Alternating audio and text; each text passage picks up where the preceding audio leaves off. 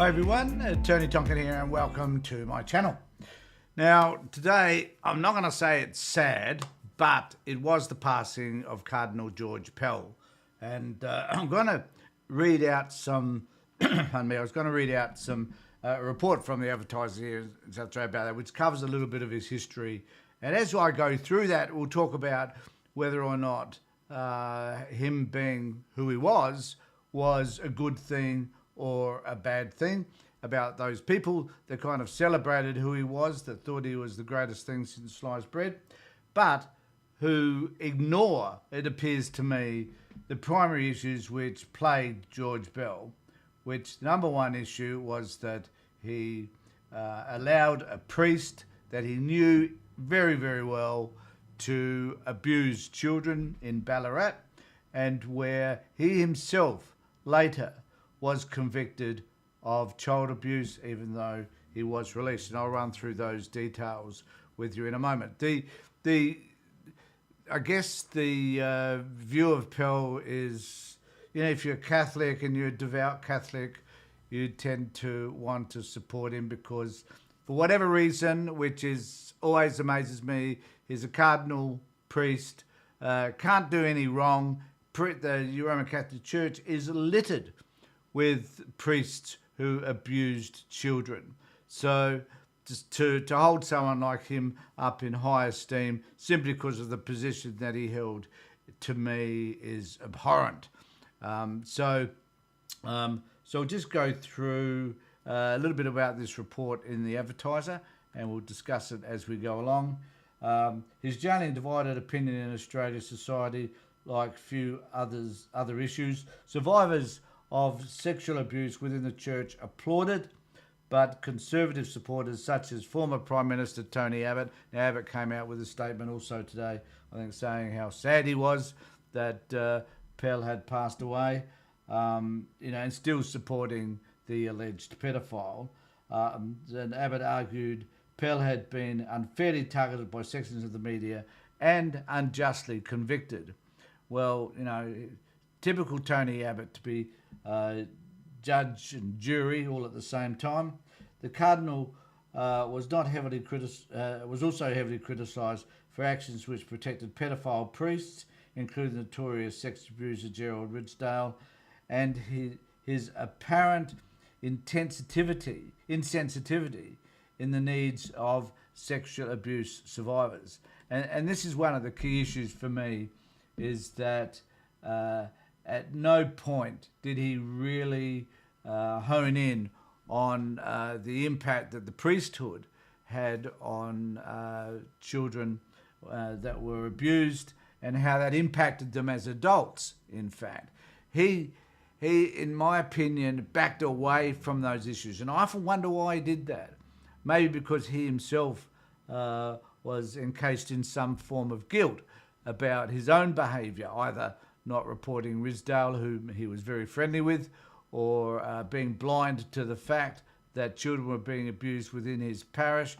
He became Cardinal of Melbourne. Then he had the third highest position in the Vatican, and yet he could never, ever really come to terms, I think, with the fact that other priests had abused and damaged people as they had. Now, it goes on here to say, known for his staunchly conservative views on social issues and for being a climate change skeptic, Pell gained national attention while he was Archbishop of Melbourne for refusing to serve communion, Catholicism's most holy sacrament, to parishioners who wore a rainbow sash in support of homosexual Catholics. So he was also homophobic, which is not a surprise. Some of the tributes that came in for him, Joe Hockey said he was immensely saddened. Many people, I think, that were part of many people who were abused by priests are not saddened by Pell's demise. And I think that there'll be a lot of people out there celebrating the fact that Pell finally has gone. And I guess that's a symbolic thing because, he clearly wasn't doing any harm in the later days, but certainly that, someone who holds, there's so much negativity towards because of his past behaviour and because of the way he didn't claim that at times when he should have, the role that priests play in damaging people's lives. He goes on to say, he was a man of deep faith and great integrity. He was blessed with fortitude. Don't think so. Courage, definitely not. Determination, and he might have had some intellect. I won't dispute that. He went on and did a master's and some other stuff so that he could aspire to higher positions within the Roman Catholic Church. But and he was proudly Australian, which doesn't mean that we necessarily have to be proud of him. Far from it. Many on social media cautioned that news of Pell's death could be a triggering event for survivors of sexual abuse within the church.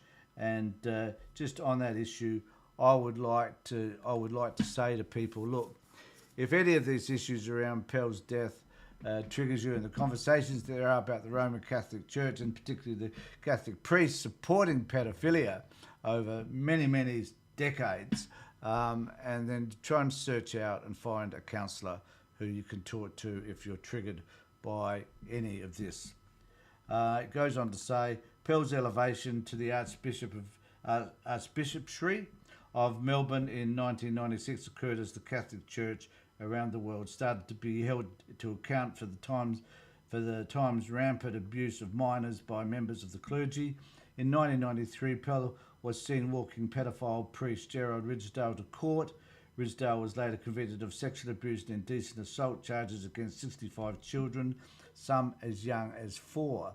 Now, I was just wondering as I was reading that, what does that mean about people that support people who eventually are convicted of pedophilia? What does it mean about people like Hockey and Abbott, who to this day still support Pell? What does it mean about people that support people who wind up being pedophiles or were known about pedophiles or were involved in pedophilia because they simply didn't report it when they knew it was happening, which is who Pell was. And so these people are still supporting him just in the same way Pell supported Ridsdale back in 1993. Pell testified before a hearing, denying any knowledge of Ridsdale's crimes against children, even though he had shared a house together in the 1970s. So he knew this guy very, very well. Pell admitted to catastrophic failures by the Catholic Church in relation to child sexual abuse. Pell told the Royal Commission that it was an issue that had been on his radar since the 1970s. Well, all I can say about that is, buddy, your radar was out of sync. Your radar just wasn't working. So, what did you do? If it was on your radar since the 70s and you were living with Ridsdale, you obviously must have known what he was doing. Why didn't you do anything about it between then and later on? It absolutely bewilders me. Allegations against Pell himself were first aired on the ABC 7:30 program Go ABC, July 2016, after investigation by Victorian Police Task Force. The Rise and Fall. This is a book that was written called The Rise and Fall of George Pell. Contained new allegations of sexual abuse against Pell. He was charged in June 2017. He faced claims of sexual offending in a swimming pool in the 1970s against choristers at St Patrick's Cathedral after being appointed Archbishop of Melbourne. Had been the obvious target of...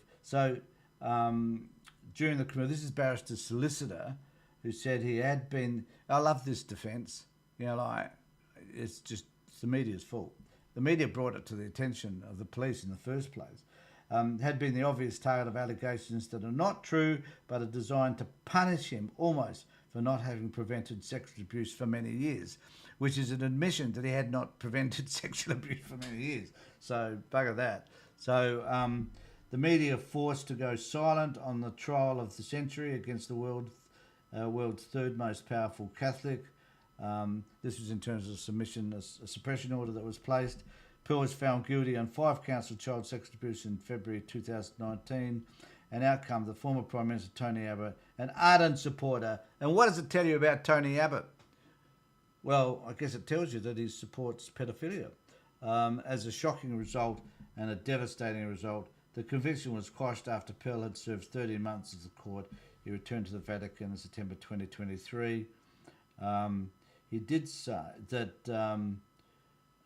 so in a meeting at a Catholic institute, whatever, said that the suffering he so this interests me, that he goes on to say, I'll just tell you what it is, and I'll talk about it, that the suffering he experienced while in prison only deepened his faith. Okay, but now I'm a bit confused about this. Where was his faith at the time that children were being abused? Where was his faith then? I don't get it. I don't understand it.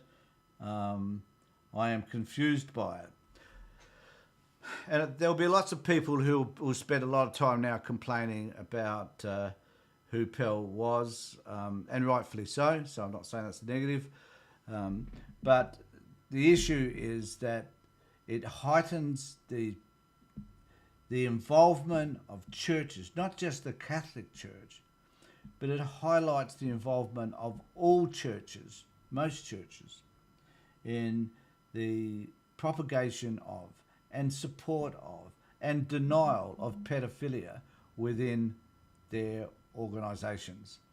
And I think Pell's death is going to exacerbate all of that, to the point that there'll be major conversations now about what he knew, what he didn't know. And fair enough, he's not here to defend himself anymore, but it does create that conversation.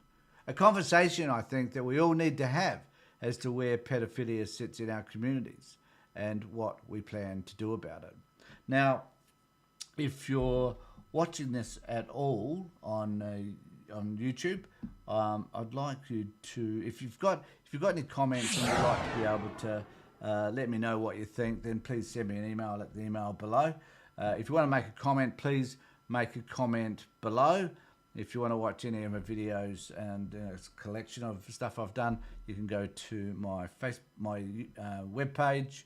And if you would like to, and I hope you do, I'd like to think you subscribe to hear more from me in the future. So thanks everybody for being with me. Take care, look after yourselves, and more importantly, be safe.